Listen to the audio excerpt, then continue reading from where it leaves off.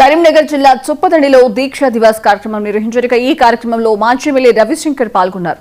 స్థానిక అంబేద్కర్ విగ్రహానికి పూలమాల వేసి నివాళులర్పించారు. కేసీఆర్ రామరణ నిరాహార దీక్ష ఫలితమే తెలంగాణ రాష్ట్రం ఏర్పడిందని ఆయన తెలిపారు. సబ్బండ వర్ణాల కల సాకారమైన చారిత్రాత్మక రోజును విజయ్ దివాస్ గా జరుపుకుంటున్నట్లు వెల్లడించారు.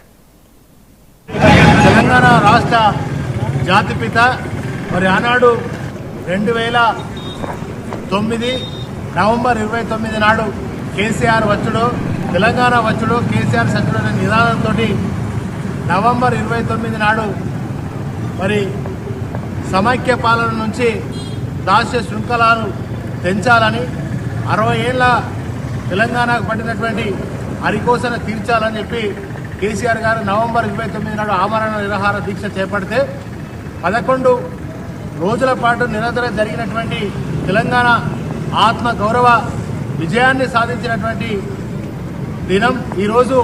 మరి డిసెంబర్ 9 తారీఖు కనుక మరి కేంద్రం కూడా మెడలు వంచి మరి తెలంగాణ ప్రజలు సాధించుకున్నటువంటి గొప్ప సుదినం ఈరోజు డిసెంబర్ 9 తారీఖు కనుక దీన్ని మనం మననం చేసుకోవడం తెలంగాణ ప్రజల అత్యంత ఆవశ్యకతమైనటువంటి రోజు కనుక